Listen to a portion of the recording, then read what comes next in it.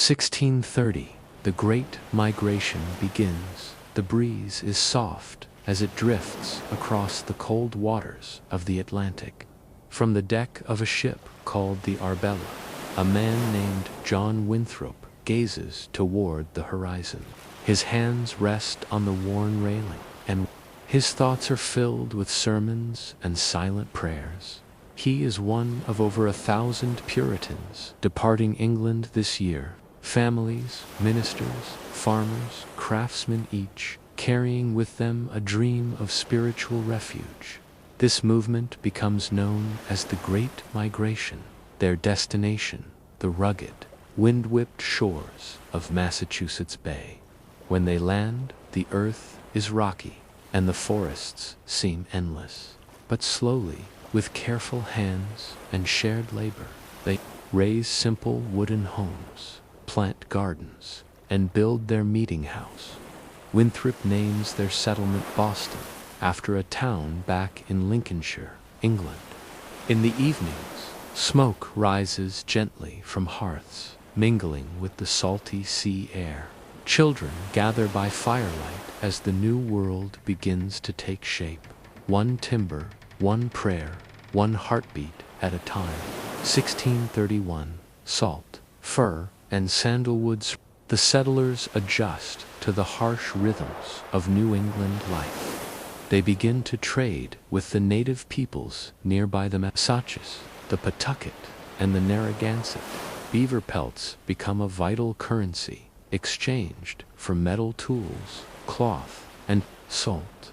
The furs are packed tightly into bundles and shipped across the ocean to eager English markets. In homes across the bay, fires burn warmly with the sweet scent of sandalwood or pine, and the walls are often lined with hanging herbs, drying slowly. Rosemary, sage, yarrow. Salt is harvested from seawater, boiled down in iron kettles, grain by grain. Bread is coarse and dark. Children drink cider with their meals. On cold mornings, families gather close, sharing wool blankets, scripture, and quiet songs. 1632. The founding of Maryland far south of Boston, across fields and rivers. A new colony begins to take root. In the spring of this year, Cecil Calvert, the second Lord Baltimore, receives a charter for land north of the Potomac River. It will be named Maryland. In honor of Queen Henrietta Maria, Cecil sends his brother Leonard Calvert as the first governor. This new colony, unlike Puritan Massachusetts, is founded as a refuge for English Catholics, long persecuted back home. By candlelight, settlers read from Catholic missals, murmur soft Latin prayers, and build simple homes among the tobacco fields. The colony is still small, the land untamed, but a vision of peaceful coexistence begins to form between Protestant and Catholic, settler and native. 1633. Printing and plaguing Massachusetts. A modest yet historic object arrives, a printing press. It is small, hand-cranked, and precious.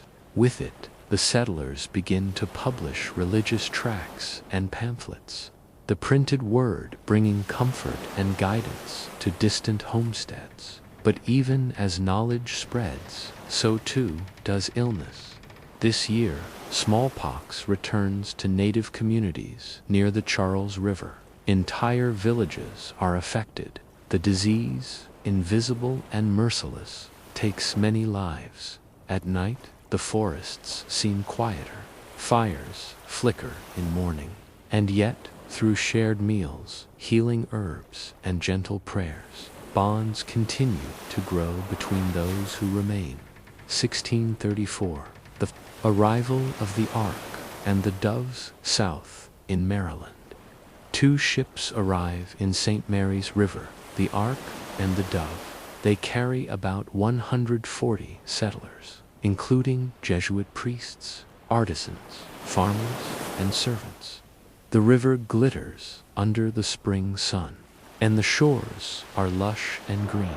With permission from the Yao-Kamiko people, the settlers purchase land to build their first town, St. Mary's City. Logs are notched and stacked. The first chapel is built from timber and clay. By dusk, the forest hums with frogs and insects, and a soft breeze rolls over the fields of tobacco and corn. 1635, the first American schooling, Roxbury. A small wooden building opens its doors to the children of the colony. It is known as the Roxbury Latin School, the first of its kind in British America. Here, boys study Latin, Greek, and Scripture under candlelight. Their teachers wear long woolen robes and keep lessons gentle but firm. In the evenings, lessons are recited aloud, and the wooden floors echo with quiet footsteps and the creak of benches. This education is meant to shape not only minds, but moral character, preparation for a life of service and faith. 1636, a college in the wilderness sand, the edge of the Charles River, in a place called Newtown. The colonists begin raising a simple wooden building, its purpose to become a college.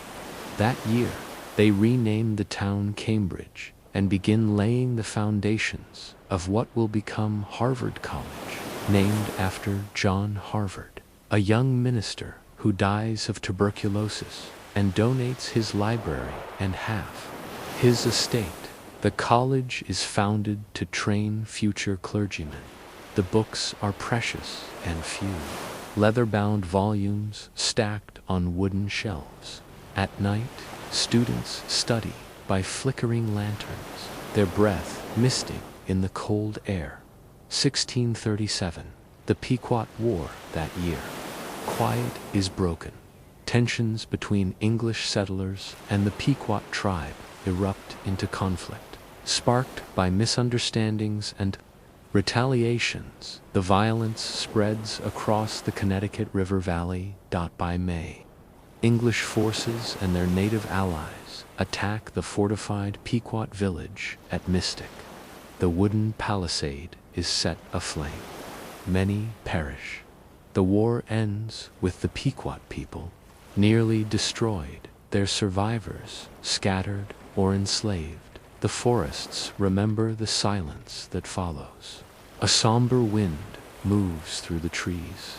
Families return to their homes, shaken, and the firelight flickers more slowly that year.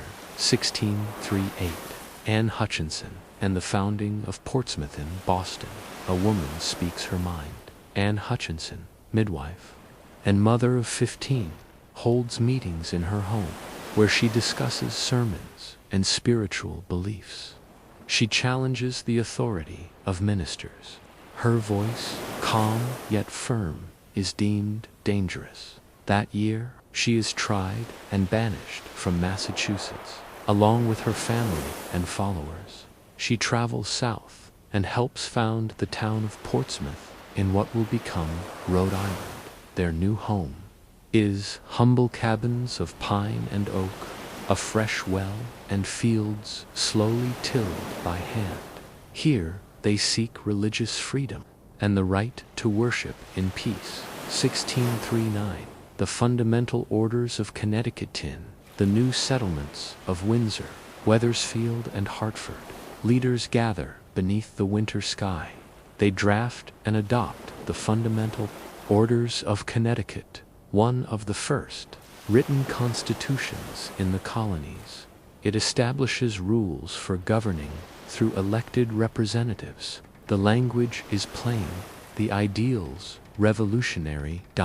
In homes throughout the valley, candles glow as men read the document aloud, their children asleep nearby. The snow falls softly outside. A government of the people begins to take form. 1640.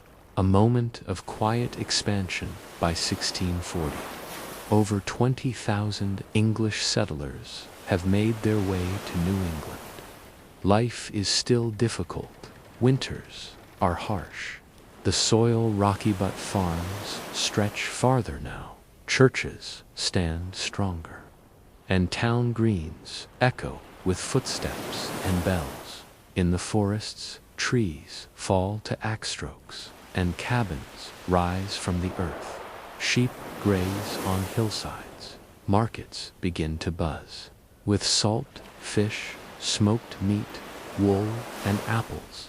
The days begin early. Nights are long and cold, but inside, candles burn gently and families gather close. The dreams planted 10 years ago are no longer just visions. They are fields. They are homes. They are voices in prayer. They are the first quiet heartbeat of a new nation.